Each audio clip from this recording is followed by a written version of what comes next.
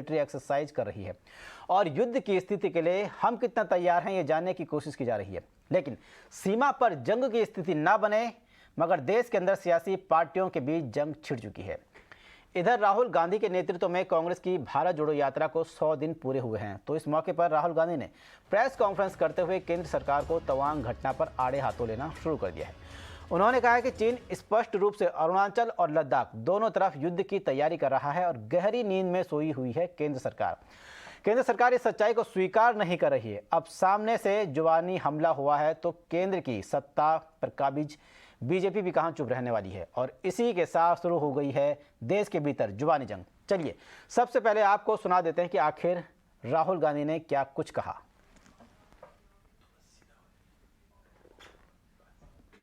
उनका पूरा प्रिपरेशन चल रहा है, उनका लद्दाख की साइड और अरुणाचल की साइड पूरा ऑफेंसिव प्रिपरेशन चल रहा है। हिंदुस्तान की सरकार सोई हुई है, इस बात को हिंदुस्तान की सरकार सुनना नहीं चाहती है, मगर उनका प्रिपरेशन चल रहा है और प्रिपरेशन युद्ध का है। प्रिपरेशन कोई इंकर्जन का नहीं है, प्रिपरेशन युद्ध का है। राहुल गांधी ने अपने बयान में तवांग पर सरकार को घेरा तो जाहिर है बीजेपी की तरफ से भी जवाब आना तय था। बीजेपी ने कहा कि ये 1962 का नेहरू वाला भारत नहीं है।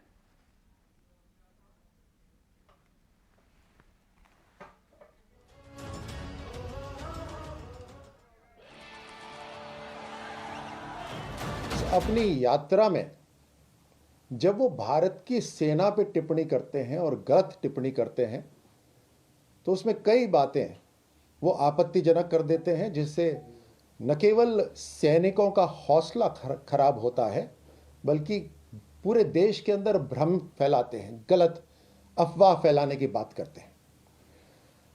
अब राहुल गांधी के नाना जी जो सो रहे थे और सोते सोते उन्होंने भारत का 37,000 स्क्वायर किलोमीटर गंवा दिया चाइना को, तो उसके बाद राहुल गांधी जी को लगा कि उनकी जो मित्रता है, प्रेम भावना है, वो चाइना के साथ बहुत नजदीक होनी चाहिए। और अब इतनी नजदीकी उन्होंने कर ली है कि चाइना क्या करने वाला है वो राहुल गांधी को पता होता है। इसी के साथ आरजेडी नेता मनोज कुमार झा की भी प्रतिक्रिया सामने आई है। आइए पहले उसे सुन लेते हैं, उसके बाद चर्चा करते हैं। Look, the very fact that what Rahul ji pointed out, day for yesterday, Subramanian Swami ji pointed out, he belongs to BJP. Even Honorable Defence Minister's statements, if you follow in last 2 years, that gives you enough hint that even he is worried. The government is also worried, but they hide it. What worries us as a citizen of this country, how can we forget what happened in Galwan? How can we forget that there are evidences of semi-permanent structures being created inside in violation of the border? चलिए और अब सीधे चलते हैं Tawang border, जहां सीधे हमारी सहयोगी शिवानी शर्मा जुड़ रही है। शिवानी, सबसे पहले तो ये जानना चाहेंगे कि तवांग बॉर्डर पे किस तरह की अब स्थिति है चीनी सैनिकों की तरफ से और भारतीय सैनिकों की तरफ से? क्या कोई हलचल पहले से की तुलना में ज़्यादा बढ़ी है या नॉर्मल स्थिति आ चुकी है? देखिए अनल, अगर हम बताएं एलएसी का हाल, तो एलएसी पर स्थिति नियंत्रण में है, लेकिन वाकई में भारतीय सेना ने अपने डिप्लॉयमेंट्स को एनहांस किया है, क्योंकि 9 दिसंबर की घटना के बाद से ये इलाका और ज्यादा संवेदनशील हो गया है। अरुणाचल प्रदेश का ये जो तवांग सेक्टर है, मैं आपको बताऊं, यहां पर एलएसी पर कई बार चीनी सेना घुसपैठ की कोशिश पहले भी कर चुकी है और साल दर साल उसकी कोशिशों में इजाफा हो रहा है। लेकिन हमारी सेना की ताकत में भी इजाफा हो रहा है, न सिर्फ ग्राउंड पर हमारी प्रेजेंस को लेकर बल्कि इंफ्रास्ट्रक्चर को लेकर, हमारे हथियारों को लेकर हर तरह से भारतीय सेना तैयार है। और इसीलिए आज जो ईस्टर्न कमांड के कमांडर हैं लेफ्टिनेंट जनरल आरपी कलिता, उन्होंने भी ये बयान दिया और ये बयान पहली बार आया है इस घटना के बाद। उन्होंने कहा कि एलएसी पर स्थिति नियंत्रण में है और जो घुसपैठ चीन की तरफ से की गई थी उसके बाद भारतीय सेना ने चीनी सैनिकों को खदेड़ दिया। बहुत ही मजबूत स्थिति में भारतीय सेना यहां पर है इस वक्त। लेकिन हाँ, संवेदनशीलता बनी हुई है और अतिरिक्त बलों को रीइंफोर्समेंट के तौर पर डिप्लॉय करने के लिए भी रखा गया है, यूनिट्स को उस विसिनिटी में रखा गया है कि अगर जरूरत पड़े तो कुछ ही मिनटों में एनहांसमेंट्स को, रीइंफोर्समेंट्स को भेज दिया जाए। तो ये फिलहाल यहाँ की स्थिति है। दूसरी तरफ अनिल, पिछले 2 दिनों से भारतीय वायुसेना इस पूरे सेक्टर में एक बड़ी एक्सरसाइज कर रही थी, जिसमें जितने भी फाइटर जेट्स हैं हमारे, चाहे वो रफाल हो, सुखोईस हो, वो सब हिस्सा ले रहे थे। तो एक तरह से शक्ति प्रदर्शन भी था, परख भी थी कि अगर युद्ध की स्थिति बनती है तो किस तरह से भारतीय वायुसेना कुछ ही सेकंड्स में एलएसी तक पहुंच सकती है और दुश्मन पर हावी हो सकती है। ये चीज़ समझना चाहेंगे कि भारतीय सेना ने जिस तरह से युद्धाभ्यास किया, उसके बाद जवानों का जोश किस तरह से हाई है, और भारतीय सेना के इस युद्धाभ्यास का चीन किस तरह से रिएक्शन दे रहा है, उसको क्या लग रहा है कि क्या वो एग्रेसिव होगा या फिर बैकफुट पर जाएगा? देखिए अनिल, जो वीडियो वायरल हो रहा है, हालांकि वो कब का है, वो एक अनडेटेड वीडियो है, लेकिन वो इसी इलाके का वीडियो है और यांगसे में जो घटना हुई उसी तरह के एक क्लैश का वीडियो है। तो उसमें जो जवानों का मनोबल है उसकी बानगी साफ दिखाई दे रही है और इसी तरह का मोराल यहाँ पर जवानों में रहता है, क्योंकि इतनी विषम परिस्थितियों में, इतने कठिन टेरेन में, -20 डिग्री तापमान पर अगर हमारे जवानों को कुछ मजबूत बनाए रखता है तो वो इस बात का गर्व है कि पूरे भारत को उन पर भरोसा है और उनका जो मनोबल है वो उनको मजबूत बनाए रखता है। क्योंकि यहाँ पर आम नागरिकों का खड़े रहना कुछ देर तक भी मुश्किल होता है, ऑक्सीजन कंटेंट कम होता है, -20 डिग्री तक तापमान चला जाता है, ऊंचाई बहुत अधिक है इस जगह की, और ऐसी कठिन परिस्थिति में जब भारतीय सैनिक खड़े रहते हैं तो उनका मनोबल ही होता है जो उनको मजबूत बनाए रखता है। और इसी मनोबल की वजह से चीन बार बार परेशान भी होता है। अनिल, आपने कहा कि क्या चीन का रिएक्शन है, तो चीन वाकई में डरा हुआ है, घबराया हुआ है, बौखलाया हुआ है, क्योंकि भारत की सेना हर बार उसके इंकर्जन के अटेम्प्ट्स को हरा देती है, उनको पीछे धकेल देती है, और यही वजह है कि वो बार बार नाकाम कोशिशें भी करता है, बौखलाता भी है, और भारतीय सेना ऐसे ही मजबूती के साथ एलएसी पर खड़ी रहती है। शुक्रिया शिवानी, इन तमाम जानकारी के लिए। आपने चीन के भारत के तवांग बॉर्डर से तमाम जानकारी दी। और चलिए बढ़ते आगे, बात करते हैं। भारतीय सेना अब 1962 वाली सेना नहीं है, ये नए भारत की आर्मी है। वहीं 1962 में भारत चीन के बीच जंग हुई थी और उस वक्त के चश्मदीद हमारे साथ मौजूद हैं। तवांग घटना को लेकर उनका क्या कहना है, सुनते हैं। 15-16 उम्र का था ना मैं। हम उस समय, हम लोग भी छोटा टीम, उम्र भी छोटा टीम था। हम लोग तो फौजी लोग के साथ बहुत जाता था। और ये तवांग में 9 GR था और पंजाब 9 पंजाब था उधर में। तो 62 में जो 9 GR यहाँ से चला गया, दिरांग में पूछने के बाद वार हो गया ना।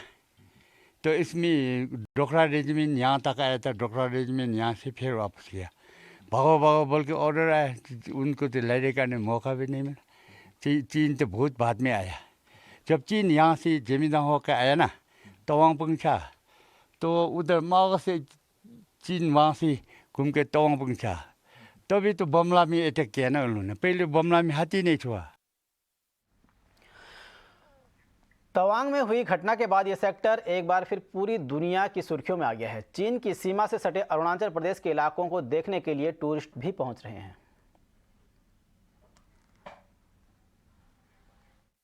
अभी जैसे जैसे टूरिज्म जो बढ़ रहा है तो उसके मुताबिक ये होटल्स और ये होम स्टे ये सब भी बहुत मतलब बन के आ रहा है। तो इससे एक फ़ायदा हमारा यहाँ लोकल को भी मिलता है कि यहाँ पे जो जिसका काम नहीं है उसको भी मतलब एक जॉब मिल जाता है, और बाहर से भी मतलब यहाँ पे एम्प्लॉयमेंट करने के लिए होटल में मिल जाता है। In terms of income, tourism is the only source. That's why see people are focusing more and more on tourism.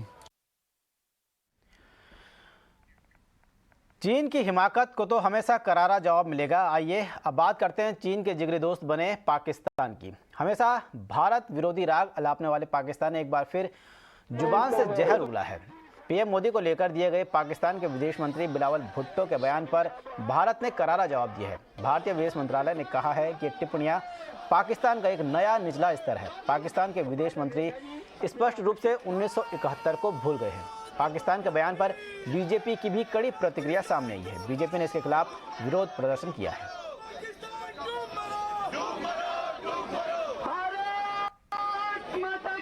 Bhutto Pakistan जैसे एक फेल्ड स्टेट के एक फ्रस्ट्रेटेड नेता है और उनके पॉलिटिक्स को जीवित रखने के लिए प्रधानमंत्री नरेंद्र मोदी जी के खिलाफ ऐसे इर्रेस्पॉन्सिबल टिप्पणी करने का काम उन्होंने किया है।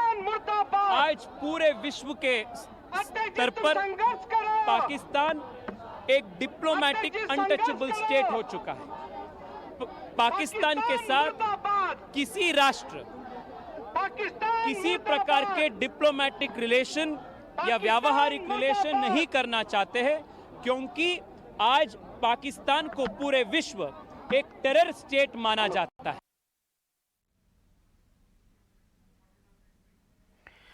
पुतिन और पीएम मोदी की सालाना समिट भले ही टल गई हो, लेकिन रिश्तों में गर्माहट बरकरार है। रूस के राष्ट्रपति व्लादिमीर पुतिन ने पीएम नरेंद्र मोदी के साथ फोन पर बातचीत की है। खबरों के मुताबिक इस बातचीत में पीएम मोदी ने पुतिन को G20 की भारत की मौजूदा अध्यक्षता के बारे में जानकारी दी। पूरी डिटेल्स दे रहे हैं हमारे सहयोगी संजय चौधरी। कई महीना पहले नरेंद्र मोदी प्रधानमंत्री व्लादिमीर पुतिन रशियन प्रेसिडेंट को कहते 21st century is not time for war. आज प्रेसिडेंट पुतिन और प्राइम मिनिस्टर मोदी बातचीत किए हैं फोन में, और एक ही चीज़ यूक्रेन के बारे कहा है प्राइम मिनिस्टर मोदी, ये डिप्लोमेसी में जाना चाहिए, ये वॉर का अंत होना चाहिए, ये डिप्लोमेसी शुरू होना चाहिए, क्योंकि ये 9-10 महीना है वॉर लग चुका है, बहुत कैजुअलिटीज़ हुआ है बोथ साइड्स में। अब थोड़ा कुछ करना चाहिए so that there is an end to the war and diplomacy should begin. This is what Narendra Modi has said. वो छोड़ के फ्यूल एनर्जी सिक्योरिटी के बारे में बात हुई, फर्टिलाइज़र परचेज के बारे में बात हुई, इकोनॉमिक इश्यूज़ के बारे में बात हुई, G20 के बारे में बात हुई, बहुत सारा इश्यूज़ में बात हुई, SCO के बारे में बात हुई। और इस साल प्राइम मिनिस्टर का जाना था रशिया, इस बार नहीं जा पा रहे, लेकिन आज तो बातचीत हो गया है। आज देश विजय दिवस की 51वीं सालगिरह मना रहा है। 16 दिसंबर 1971 को आज ही के दिन भारतीय सेना के जाबाजों ने युद्ध में पाकिस्तान को करारी मात दी थी। इसी अमर वीरता का दिन दोहराने के लिए हर साल 16 दिसंबर को पूरा देश अपने वीर जवानों को याद करता है। नेशनल वॉर मेमोरियल में हुए कार्यक्रम में रक्षा मंत्री राजनाथ सिंह ने वीर जवानों को सलामी दी।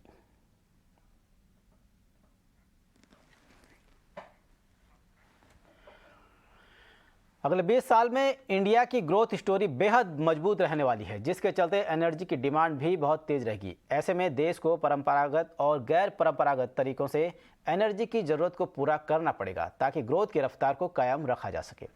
ये कहना है ONGC के चेयरमैन अरुण कुमार सिंह का। अरुण कुमार सिंह ने एक्सक्लूसिव बातचीत में ET नाउ स्वदेश संवाददाता प्रकाश प्रियदर्शी से और क्या कहा, आइए सुनते हैं। शुक्रिया सर ET नाउ स्वदेश से बात करने के लिए। इंडिया एनर्जी वीक की अगर हम बात करते हैं तो ऐसे समय में ये मेगा इवेंट होने जा रहा है जब दुनिया भर में एनर्जी क्राइसिस की बातें चल रही हैं, साथ में रिसेशन का भी डर है। ऐसे समय में कितना इम्पोर्टेंट साबित होने जा रहा है भारत की एनर्जी सिक्योरिटी को ध्यान में रखते हुए इवेंट?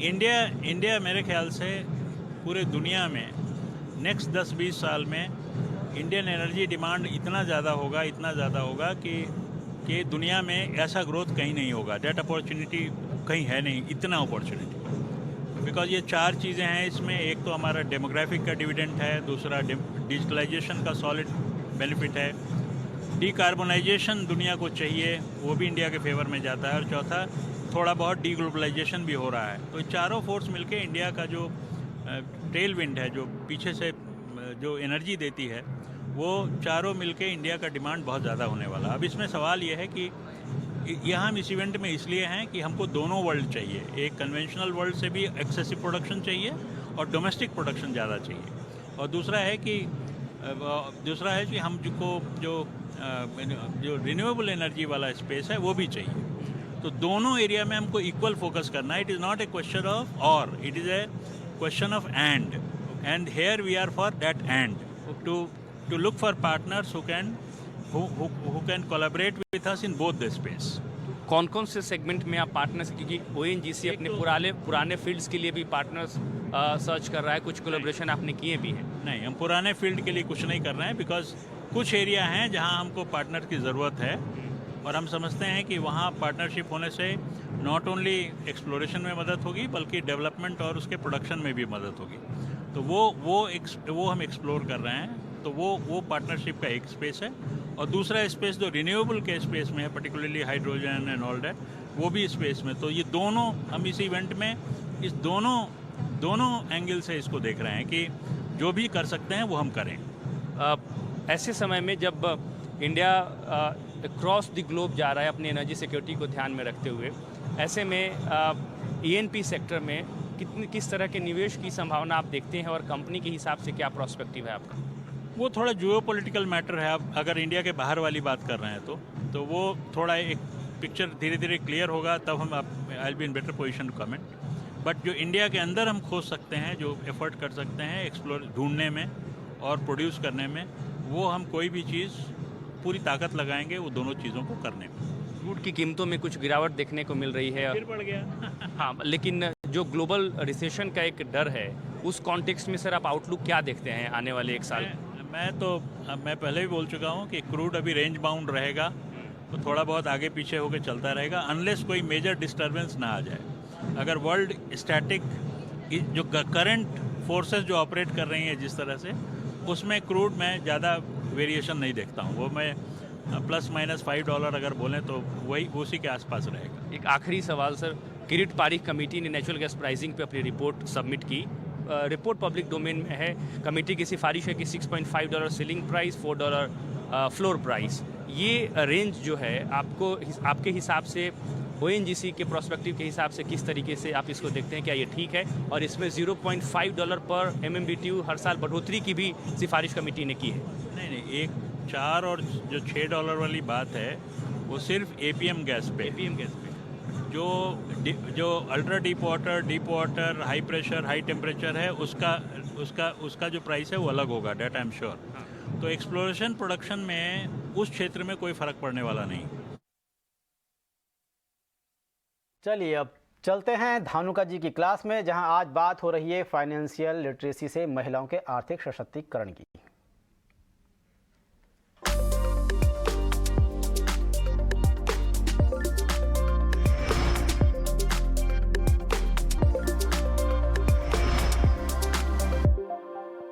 नमस्कार, 18 आवर्स स्वदेश पर आपका स्वागत है। आप देख रहे हैं धानुका जी की क्लास। निवेश के मंत्रा लगातार हम आपको सुझा रहे हैं, लगातार आपको बता रहे हैं और कोशिश भी कर रहे हैं कि निवेश के मायने हर वक्त आप समझ पाएं।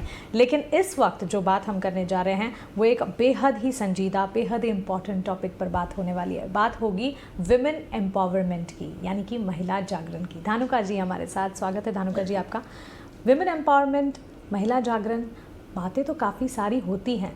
फाइनेंशियल इंडिपेंडेंस के मायने जहां हम समझ रहे हैं, इन्वेस्टर्स की जहां हम बात कर रहे हैं, आज की विमेन इन्वेस्टर्स कितनी फाइनेंशियली इंडिपेंडेंट हुई हैं? देखिए, एक बात तो बहुत क्लियर है कि जब तक आप फाइनेंशियल लिटरेट नहीं होंगे, फाइनेंस के बारे में अगर आपको जानकारी नहीं होगी, फाइनेंशियल इंडिपेंडेंस नहीं होगी। एंड उसी के कारण महिलाएं बहुत ज़्यादा आगे नहीं बढ़ पा रही है। और वही हम 30 साल से मिलेनियम मैम में कर रहे हैं, क्रिएटिंग फाइनेंशियल लिटरेसी। तो मेरे हिसाब से सीढ़ी है कि फाइनेंशियल लिटरेसी, फिर फाइनेंशियल इंडिपेंडेंस एंड फिर विमेन एम्पावरमेंट। लोग सीधा विमेन एम्पावरमेंट पे जाते हैं, वो प्रैक्टिकल तो नहीं है। और फाइनेंशियल अगर आप लिटरेट हो जाते हो तो कोई भी क्षेत्र में, हाँ, कोई भी क्षेत्र में आप बहुत आगे बढ़ सकते हो। यही मेरा जीवन का ये लक्ष्य है।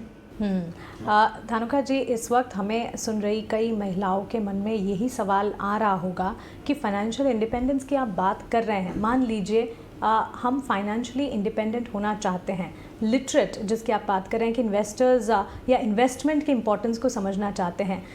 एक इन्वेस्टर, एक विमेन इन्वेस्टर जो कि शुरुआत करना चाहती हैं, क्योंकि हम लिटरेसी की यहाँ पर बात कर रहे हैं, किस तरह से फाइनेंशियली लिटरेट होने की शुरुआत करें? वो एक बात तो बहुत क्लियर है कि हम अपनी मिलेनियम मैम्स में 0 लेवल से शुरू करते हैं। अच्छा। कोई MBA, कोई CA, इवन BCom की भी डिग्री की जरूरत नहीं है, बिकॉज बहुत सरल है ना, बहुत सरल है। एक basic balance sheet, basic profit loss account, हल्का फुल्का मैक्रो लेवल का नॉलेज, ये सफिशिएंट है।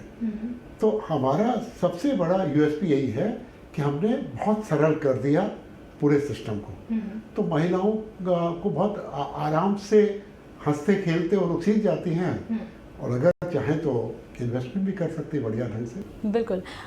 धानुका जी, फाइनेंशियल इंडिपेंडेंस की जब हम बात करते हैं हमारी सोसाइटी में, जहां विमेन एम्पावरमेंट या विमेन के लिए फाइनेंशियली इंडिपेंडेंट होने की बात हो रही है, इसकी इम्पोर्टेंस आप सोसाइटी तक हमारे माध्यम से किस तरह समझाना चाहेंगे? क्योंकि जब एक महिला फाइनेंशियली इंडिपेंडेंट हो रही हैं, वो सिर्फ खुद अकेले इंडिपेंडेंट नहीं हो रही है, अपने साथ पूरे अपने परिवार को भी एक तरह से वो ग्रोथ की तरफ ले जा रही हैं। एकदम सही कहा आपने। महात्मा गांधी ने कहा था कि अगर आप एक पुरुष को सिखाते हो, पढ़ाते हो, तो एक आदमी को पढ़ाते हो, पर महिला को पढ़ाते हो तो पूरे परिवार को पढ़ाते हो ना।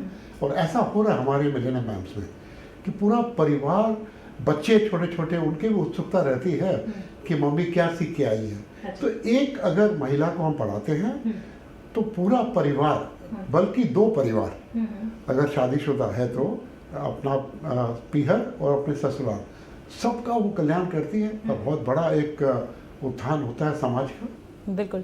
धानुका जी, फिर इसी सवाल से एक और सवाल मेरे जहन में ये आ रहा है कि मान लीजिए जो हमें सुन रही हैं नई निवेशक हैं, वो अगर अपना निवेश का नज़रिया या करियर कह सकते हैं, इन्वेस्टमेंट को शुरू करना चाहें, तो कौन सी ऐसी बातें हैं, कौन से ऐसे फैक्टर्स हैं जो आप उन्हें सुझाना चाहेंगे? अगर वो आज शुरुआत कर रही हैं, शुरुआत कैसे करें? बहुत बढ़िया। मैं आपको एक बहुत सिंपल बताता हूँ कि हमने एक सेगमेंट शुरू किया है 17 साल पहले, बफेट क्लब। तो वॉरेन बफेट के प्रिंसिपल पे वो बफेट क्लब चलती है, वो ज्वाइन कर लीजिए। बहुत सरल है। अच्छा। बहुत सरल है इन्वेस्टमेंट करना, बट अपने को पता नहीं है क्यों कॉम्प्लिकेटेड लगता है। मैं तो बोलता हूँ कि बहुत सरल है। अगर आप कोई FMCG में इन्वेस्ट करते हो, प्रमोटर बढ़िया है, मोटी मोटी बात आप जानते हो, बिकॉज आप तो यूज़र हो ना FMCG के, हो गया काम, हो गया। इतना सरल है, इसीलिए सबसे ज़्यादा डिफिकल्ट है। सही कह रहे हैं आप। जैसे कि हर दिन रूटीन में जो चीज़ें आप इस्तेमाल करते हैं, मान लीजिए FMCG प्रोडक्ट्स हम इस्तेमाल करते हैं, टूथपेस्ट हम इस्तेमाल करते हैं, कोई क्रीम या कोई किसी भी तरह के प्रोडक्ट्स जो इस्तेमाल करते हैं, उनसे जुड़ी कंपनियां कौन सी हैं, ये एक तो तरीका हो गया। लेकिन साथ ही जहाँ हम बात कर रहे हैं कि चीज़ें समझना, फाइनेंशियली लिटरेट होना काफ़ी ज़्यादा ज़रूरी है। ऐसे में क्योंकि हम इंटरनेट एनवायरनमेंट में हैं, इंटरनेट सिनेरियो में हैं, जहाँ पर हर चीज़ को समझना, सीखना एटलीस्ट टेक्नोलॉजी वाइज अब इतना मुश्किल नहीं हुआ, चाहे फिर देश के किसी भी कोने में आप बैठे हैं। तो मान लीजिए कहीं से शुरुआत अगर करनी है, बैलेंस शीट्स की आपने बात कही, साथ ही आपने कहा कि कुछ P&Ls को आप समझ लीजिए, लेकिन क्या रीडिंग मटेरियल्स होने चाहिए, क्या कुछ होना चाहिए जिसे रोज़मर्रा की ज़िंदगी में अगर धीरे धीरे भी पढ़ना शुरू करें या समझना शुरू करें तो बूंद बूंद जिस तरह से सागर बनता है वैसे ही लिटरेसी की तरफ बढ़ेंगी? एक तो इकोनॉमिक टाइम्स पेपर रोज पढ़ना पड़ेगा, ET नाउ स्वदेश देखना पड़ेगा, बट उससे प्रभावित नहीं होना। बिकॉज एज आई सेड कि भाई बैलेंस शीट स्टडी में क्या है निवेशक के लिए, कि कैपिटल कितनी है, रिजर्व कितना है, डेट कितना है, कहाँ पे रुपया लगा हुआ, कितना कैश रखा था बैलेंस शीट। मैंने 5 मिनट में हम बैलेंस शीट सिखा सकते हैं कोई को भी, जो निवेशक के लिए ज़रूरत है। तो वैसे ही बहुत सरलता से अगर आप ये करोगे, मैं आपको बताऊँ 3 महीने का हमारा प्रोग्राम बफेट क्लब का, उसके बाद इन्वेस्टमेंट शुरू कर देते हैं महिलाएं। तो सरल बहुत है, मतलब किताब पढ़ना अगर है तो वॉरेन बफेट की बहुत सारी किताबें हैं, वो आप पढ़ो, बट पढ़ना पड़ेगा। जो हमारे बफेट बोलते हैं कि read read read write and think. Oh wow, that's a great take away.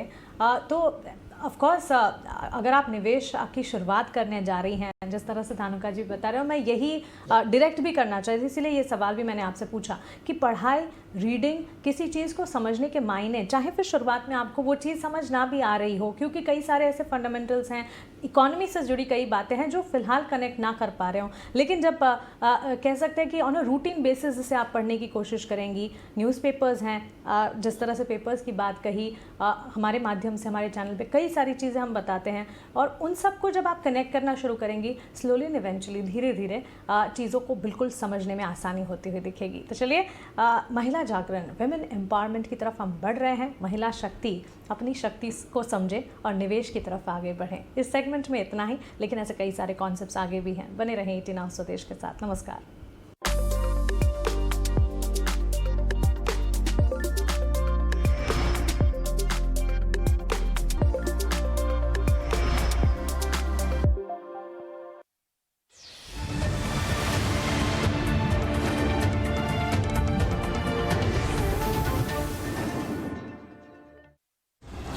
In association with BSC, experience the new.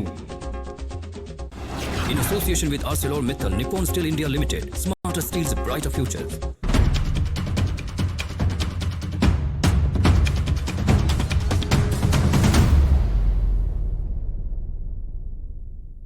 पुत्रवीर कमाल दिखा अपना। कभी टेबल बन जाता है तो कभी अलमारी। वीर MDF आम प्लाईवुड से ज्यादा मजबूत, ज्यादा किफायती, दिखे चकाचक, टिके टकाटक।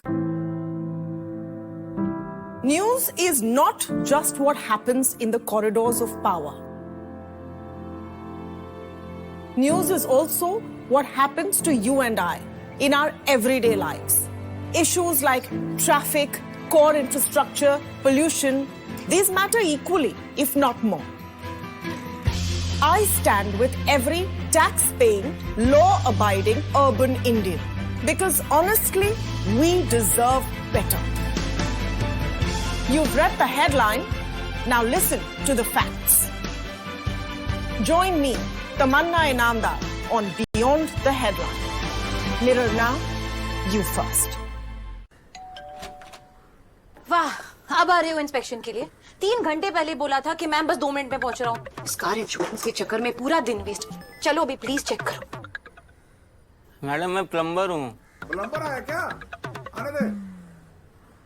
सर कहाँ हो? मैडम बस 2 मिनट। कार इंश्योरेंस चाहिए without waiting for inspection? Upload photo, renew instantly on phone पे। Tension free insurance.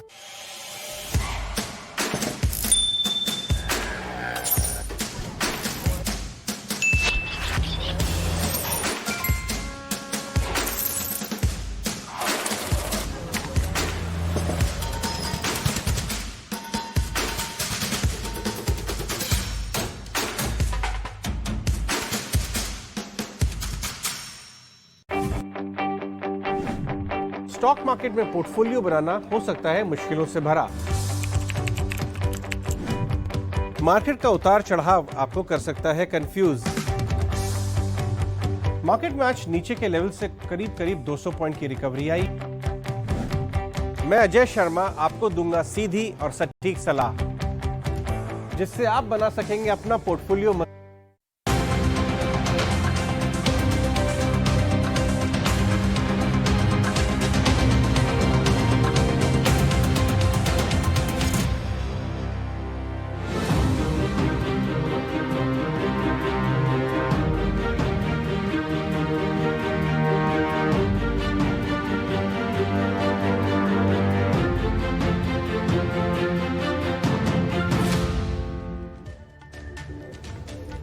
नमस्कार, आप देखना शुरू कर चुके हैं स्वदेश विशेष। मैं हूं आपके साथ प्रशांत पांडे और आज का स्वदेश विशेष बहुत ही खास है, तो इसलिए ये आधे घंटे आपको हम ऐसी दुनिया का सफर कराने वाले हैं, ऐसी दुनिया की सैर पर ले जाने वाले हैं जो दुनिया कल्पना से परे है। जी हाँ, 13 सालों का सफर और किसी रचनाकार, किसी क्रिएटर के सामने सबसे बड़ी चुनौती होती है कि वो अपनी ही रचना को इस तरह से दर्शकों के सामने पेश करे कि पिछली रचना को, पिछले क्रिएशन को लोग भूल जाएं। सवाल ये भी पैदा होता है कि क्या वो क्रिएशन अब उनकी पिछले क्रिएशन से कहीं आगे जाकर निकलेगा, और जब ऐसा होता है तब नजर आती है पर्दे पर अवतार 2 द वे ऑफ वाटर। जी हाँ, जेम्स कैमरून का एक ऐसा ख्वाब जो आज हकीकत में बदल रहा है और पर्दे पर पूरी दुनिया उनके इस क्रिएशन को सलाम कर रही है। और यही वजह है कि पर्दे पर 12-12 फीट के जो अलग प्राणी हैं उनको देखकर दर्शक ताली बजा रहे हैं। VFX देखकर दुनिया दंग है और कह रही है कि ये दरअसल तो एक फैमिली एंटरटेनर है जिसमें सब कुछ है। उनके टिकट की पाई वसूल हो रही है। जी हाँ, आज हम मौजूद हैं मुंबई के एक खास मल्टीप्लेक्स सिनेपोलिस से और यहीं से आपको हम बताएंगे कि आखिर अवतार 2 में ऐसी क्या खासियत है जिसकी वजह से दर्शक खिंचे हुए चले आ रहे हैं, किस तरह का बिजनेस ट्रेंड्स है और एक्सपर्ट्स क्या कहते हैं। लेकिन सबसे पहले ये खास रिपोर्ट देखिए और इस रिपोर्ट के जरिए जानिए कि आखिर अवतार 2 इतनी बड़ी बनी कैसे।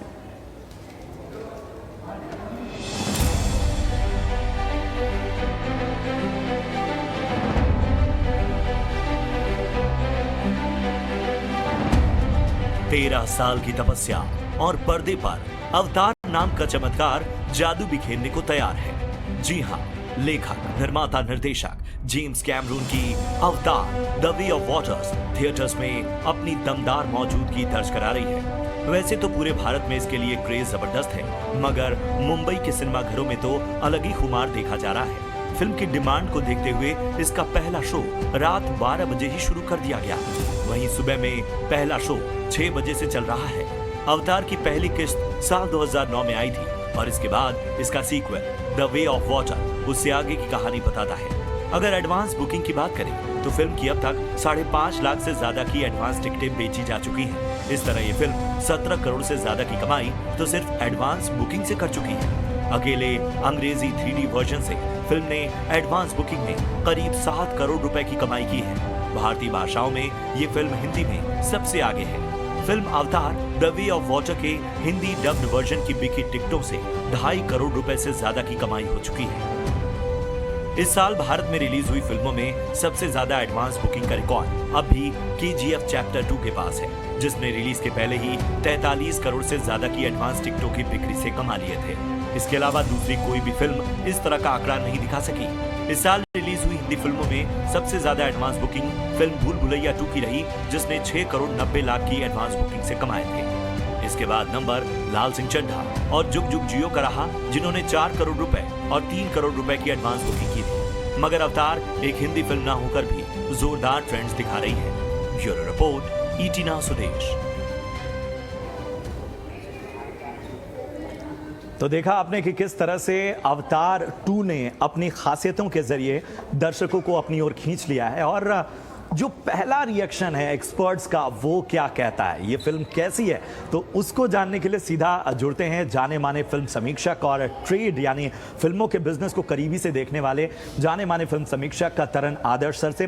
तरन जी, बहुत बहुत स्वागत आपका ET Now स्वदेश में। और ज़रा बताइए, मेरे ख्याल से आपने तो ये फिल्म देख ली होगी, हाँ जी, किस तरह से इस एक्सपीरियंस को बयां करेंगे और क्या चीज़ें जो हैं वो अवतार 2 को इस बार पहले से और ज़्यादा बेहतर बना रही है?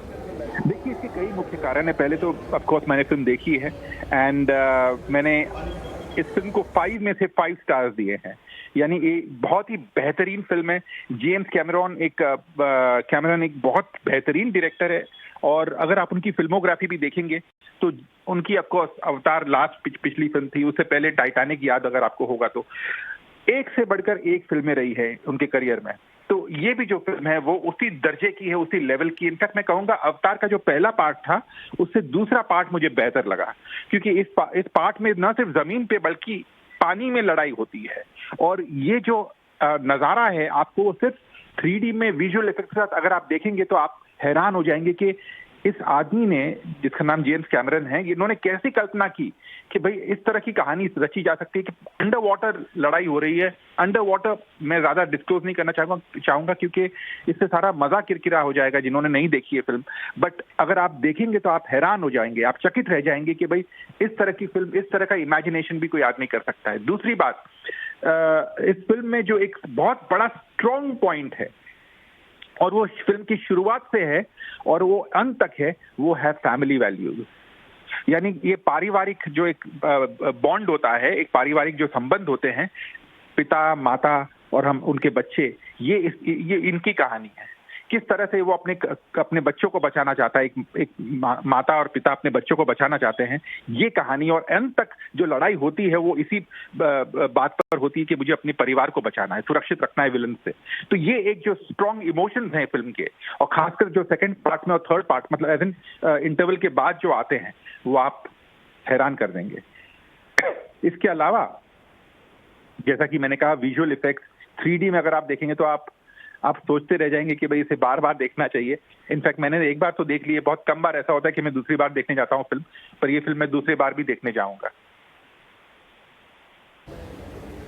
हेलो, बिल्कुल। और जाहिर सी बात है कि इतनी सारी फिल्मों के बीच अगर बात ये हो रही है कि आप दोबारा इस फिल्म को देखने जाएंगे तो इस फिल्म का जो दमदार प्रेजेंटेशन है और इस फिल्म की जो खासियत है उसके बारे में ये बयां करने के लिए काफ़ी है। तरन सर, एक चीज़ और समझना चाहेंगे, आप तो फिल्मों के बिजनेस को बहुत क्लोजली देखते हैं, किस तरह का ट्रेंड नज़र आ रहा है अगर हम अवतार को देखें पूरे देश में? और चूंकि ये एक ऐसी फिल्म है जिसका मार्वल जैसा बहुत बड़ा फैन बेस नहीं है, 13 साल बाद सीक्वल आई है। आमतौर पे इतने लंबे टाइम में कोई फिल्म का सीक्वल आता है तो बहुत से लोग जो हैं उसकी जो रिकॉल वैल्यू है उस पर भी सवाल उठते हैं, लेकिन यहाँ एक अलग तरह का नज़ारा दिख रहा है। तो बिजनेस ट्रेंड्स क्या कह रहे हैं?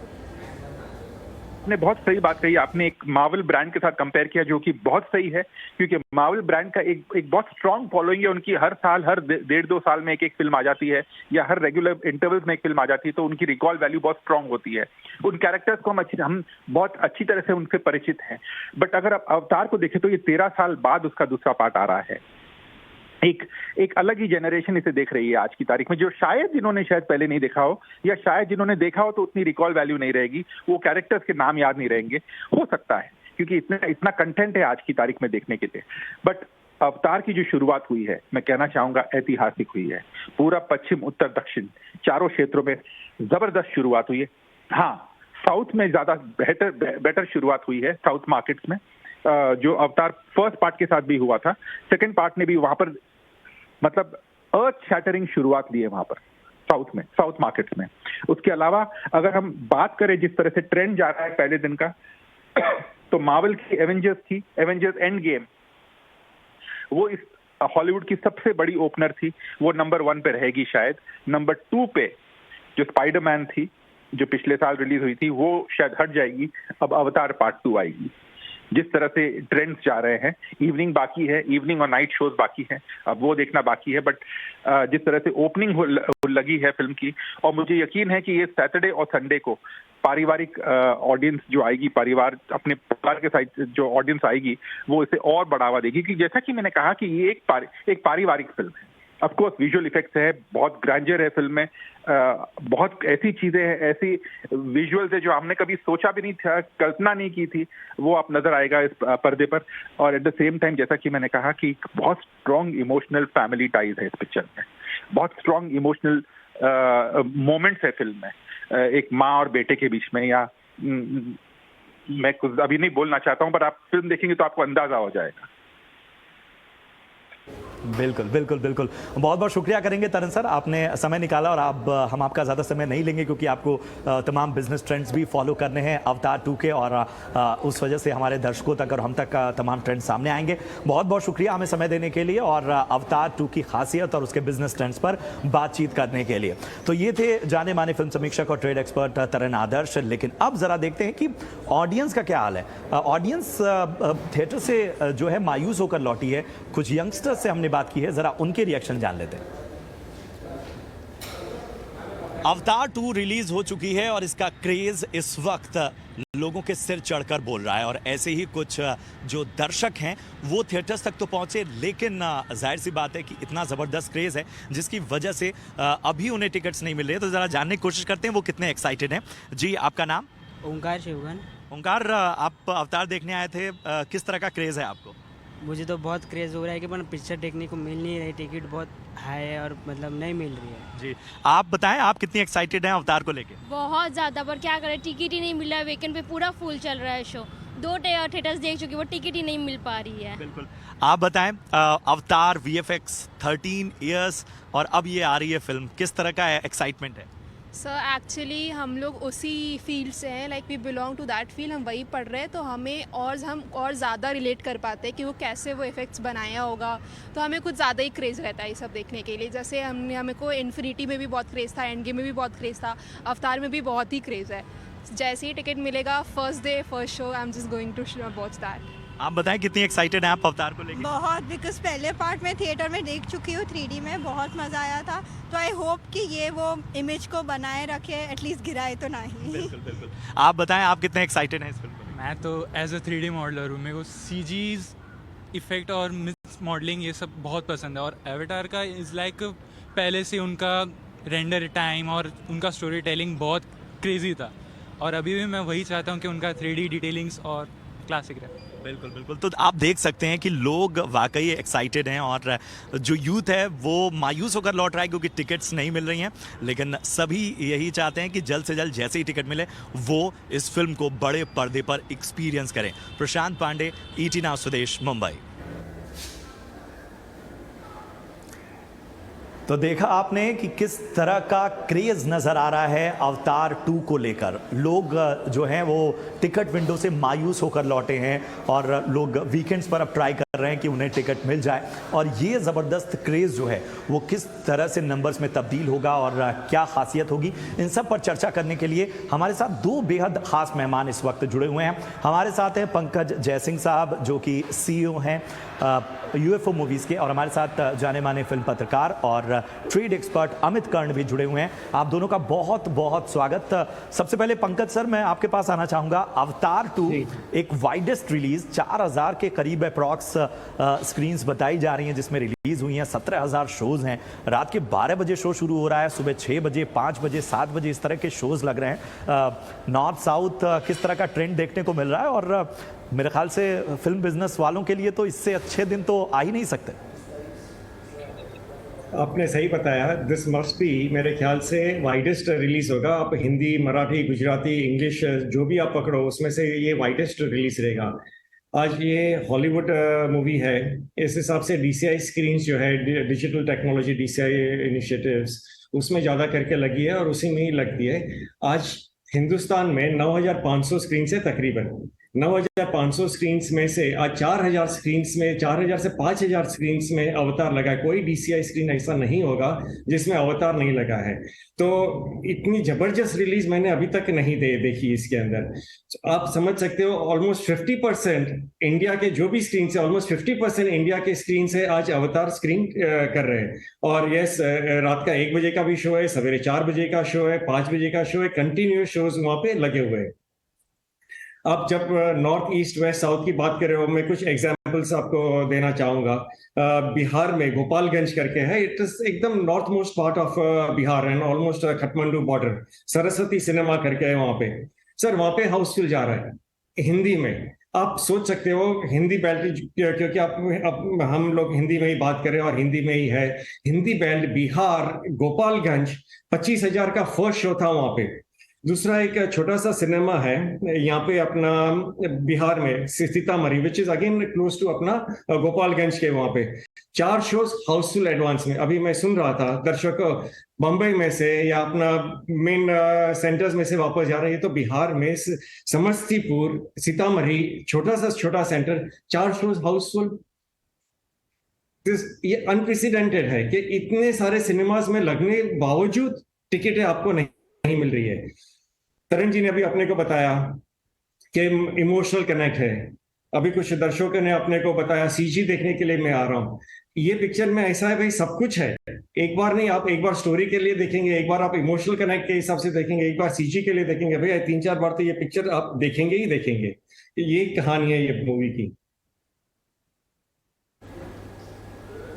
बिल्कुल बिल्कुल। और जिस तरह की एग्जाम्पल आपने दिए, जिस तरह की इंसाइट्स आपने दी कि बिहार में अगर गोपालगंज, सीतामढ़ी, यहाँ पर अवतार 2 हाउसफुल जा रही है, तो अंदाज़ा हम लगा सकते हैं कि किस तरह का क्रेज़ इस वक्त पूरी दुनिया में नज़र आ रहा है। अमित कर्ण हमारे साथ जुड़े हैं। अमित, अवतार 2 जो जिस तरह के बज़ नज़र आ रहा है, और आप लोग तो मेकर से भी बातचीत कर रहे थे और आप लोगों ने तो बहुत सारी ऐसी एक्सक्लूसिव रिपोर्ट भी सामने रखी।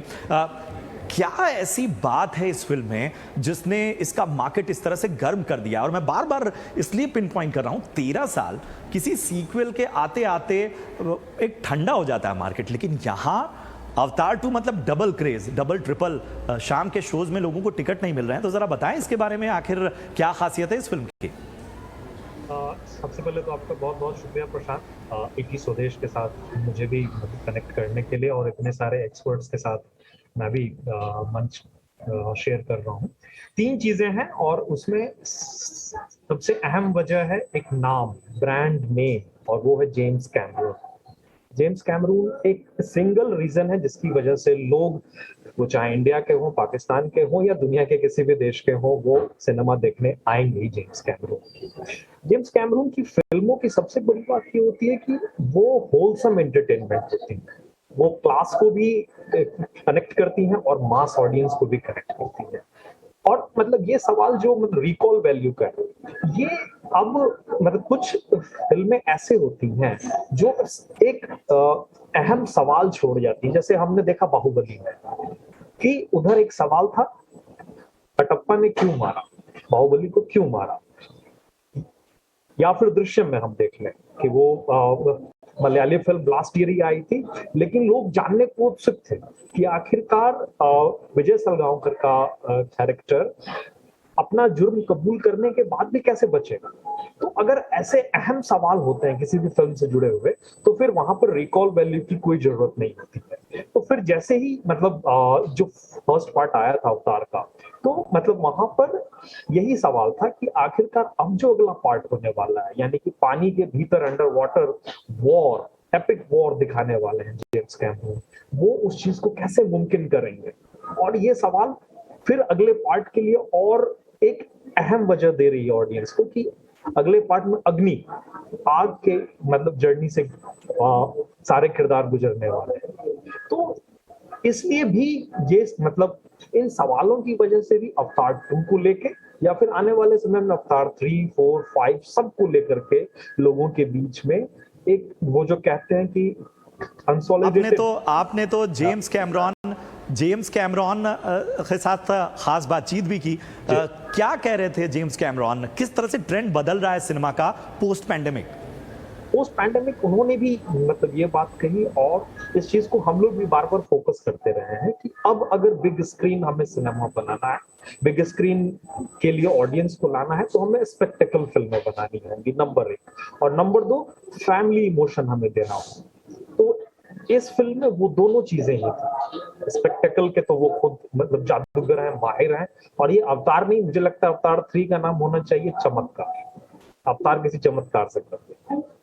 एंड जो इसका इमोशन है, कोर इमोशन है फैमिली का, वो चीज हमने दृश्यम में भी देखी कि ये दृश्यम इसलिए 200 करोड़ हिंदी में भी कर गई क्योंकि यहाँ पर सिर्फ वो एक सिंपल मर्डर मिस्ट्री नहीं था, उसमें फैमिली का इमोशन, फैमिली का बॉन्ड।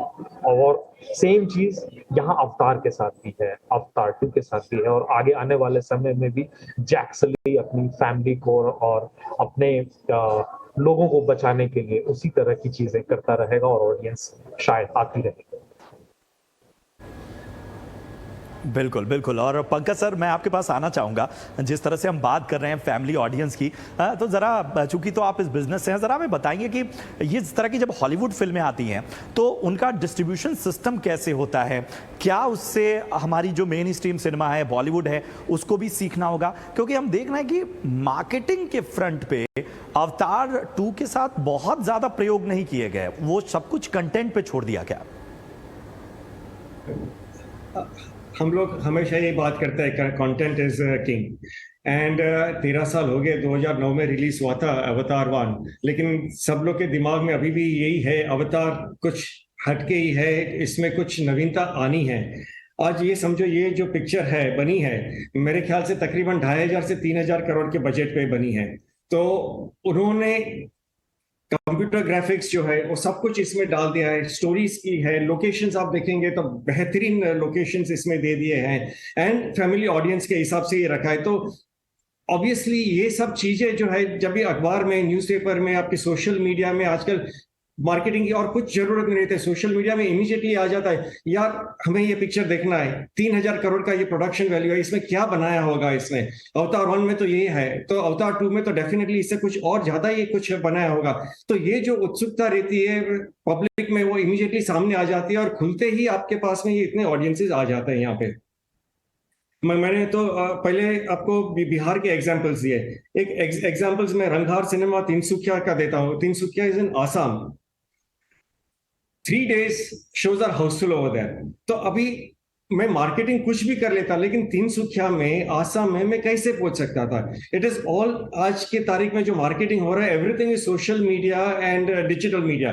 इमीडिएटली आप पिक्चर देखेंगे, आपके 10 फ्रेंड्स को आप बोलने वाला है कि ये पिक्चर मेरी अच्छी है, तू जाके देख के आना यार, बच्चे के साथ में देख के आना यार, अपने फैमिली के साथ में देख के आना। तो इमीडिएटली जो न्यूज स्प्रेड होता है, this is like wild fire, और कोई मार्केटिंग की इसमें जरूरत नहीं रहती है, सिर्फ कॉन्टेंट ही अच्छा होना चाहिए एंड इट जस्ट फ्लाइज। पे ध्यान दीजिए, मार्केटिंग उसमें ऐड ऑन कर देगी, ये संदेश साफ तौर पर 2022 में सामने आ रहा है। घिसा पिटा कुछ भी नहीं चलेगा, नयापन दीजिए, चौंकाइए दर्शकों को, और तभी जाकर आप पर्दे पर उस तरह का प्यार पा सकते हैं। अमित, मैं आपके पास आना चाहूँगा, जिस तरह से आप देख रहे हैं कि अवतार का ये क्रेज़ है और लोगों को टिकट्स नहीं मिल रही है, और अगले हफ्ते क्रिसमस का मौका रोहित शेट्टी की सर्कस रिलीज होने वाली है, क्या उसके बिजनेस को ये प्रभावित कर सकती है? सीधा सवाल। जी हाँ, इसका सीधा जवाब बहुत आसान नहीं है। रोहित शेट्टी की भी अपनी एक ब्रांड वैल्यू है और सर्कस भी एक फैमिली फिल्म, और सबसे बड़ी बात कि इसमें ये फिल्म 60s में बेस्ड है, 60 के दशक में, और इस चीज पर, इस एंगल पर जो है वो सबसे ज्यादा फोकस किया जा रहा है। इसका मतलब है कि ऑडियंस बेस बड़ा होने वाला है। 60s के एरा की ऑडियंस, यानी एक फैमिली में दादा, बाप और आज की जनरेशन, तीनों के लिए इस फिल्म पैकेज हो सकता है। तो ऑब्वियसली इसके लिए भी चांसेस अच्छे हैं रोहित शेट्टी के लिए। अब डिपेंड करेगा कि मंडे से अवतार 2 का क्या रिपोर्ट होने वाला है, खासकर नॉर्थ में। क्योंकि अगर हम एक मतलब जैसे मैं भी डेटा देख पा रहा था कि 10 लाख टिकटों में से 7.5 लाख टिकट की सेल साउथ में हुई है, साउथ इंडिया में। नॉर्थ में सिर्फ 3.5 लाख टिकटों की बिक्री हुई है अवतार 2 को लेकर। तो नॉर्थ की ऑडियंस का टेस्ट अलग है, उसे लार्जर देन लाइफ सिनेमा के साथ साथ सरप्राइज के लिए बहुत सारे एंगल चाहिए होते हैं। और जेम्स कैमरून की ये खासियत कह लें, या एक हद तक थोड़ा सा जो वो कहते हैं कि चांद पे दाग, खामी, कि उनकी कहानी कुछ ज्यादा ही सिंपलिस्टिक होती है, प्रेडिक्टेबल होती है। तो अवतार 2 किस बारे में है, क्यों है, ये सारी चीजें मंडे तक, ट्यूसडे तक साफ तौर पर रहेगा उस फिल्म के भी कंटेंट पे। बिल्कुल बिल्कुल बिल्कुल, और यही वजह है कि हमें ये समझना होगा कि फिल्में वही पर्दे पर चलेंगी जिसमें दर्शकों के लिए थोड़ा नयापन हो, जो कंटेंट ऐसा ऑफर करें जो ट्रेलर से लेके और पिक्चर हॉल में जब दर्शक देखने आए वहां तक उसके प्रॉमिस पर वो खरी उतरी नजर आए। बहुत बहुत शुक्रिया करेंगे अमित कर्ण आपका। इसके साथ ही पंकज सर, आपका भी बहुत बहुत धन्यवाद। फिगर्स, ट्रेंड्स, इन सारी चीज़ों को बड़े आसान भाषा में आप दोनों ने बताया, और जिस तरह का क्रेज़ नज़र आ रहा है अवतार 2 का, उसने फिल्म बिजनेस को बड़ा बूस्ट दे दिया है। और आगे किस तरह का बूस्ट होगा अवतार 2 और खास तौर पर आने वाली फिल्मों को लेकर पीवीआर के चेयरमैन अजय बिजली से खास बातचीत की हमारी सहयोगी नयनतारा राय ने। आपको छोड़ जाते हैं इसी खास इंटरव्यू के साथ। नमस्कार। तो आज हम हैं मिस्टर अजय बिजली के साथ। इनके लिए बहुत ही बड़ा दिन है। अवतार 2 शायद दुनिया का सबसे बड़ा पिक्चर हो सकता है, और आपने एक नई टेक्नोलॉजी भी लेके आए हैं। हाँ, वेल इस टेक्नोलॉजी का नाम आइस है, और ice stands for immersive cinema experience. और हमने सोचा अवतार इतनी बड़ी मूवी है, मैं अवतार ही बोलूँगा। हाँ, अवतार अवतार 2। एंड तो अगर मूवी भी अच्छी हो और एक्सपीरियंस भी अच्छा हो, so that's the best way to launch, and it's very exciting. मतलब साइड में पैनल्स होंगे? साइड में पैनल्स हैं। मूवी का जो आप डिस्ट्रैक्ट नहीं होंगे, बिकॉज जो मेन फिल्म है वो तो मेन स्क्रीन पे ही आ रही है, लेकिन ये पेरिफेरल विजन के लिए है, और इट जस्ट एनहांसेस एक्सपीरियंस को और इम्प्रूव करेगा, और बहुत और इमर्सिव है। तो ये जो इमर्सिव टेक्नोलॉजी होगी शुरुआत में तो अवतार 2 के साथ है। हाँ। और वो हिंदी में भी होएगी, सोच रही हूँ, क्योंकि ट्रांसलेशंस तो हो चुकी है, सब डबिंग भी हुई है। और उसके बाद कौन सी हिंदी पिक्चरों में, बॉलीवुड, टॉलीवुड, कौन से में होंगी? अभी सर्कस है 23rd को, उसके बाद पठान शाहरुख खान की जो मूवी है 26 को, दैट्स अ बिग मूवी। तो बाकी around 20 odd movies are lined up for next year. Indian films, south and north, and of course English, about 9 or 10 Hollywood films are there.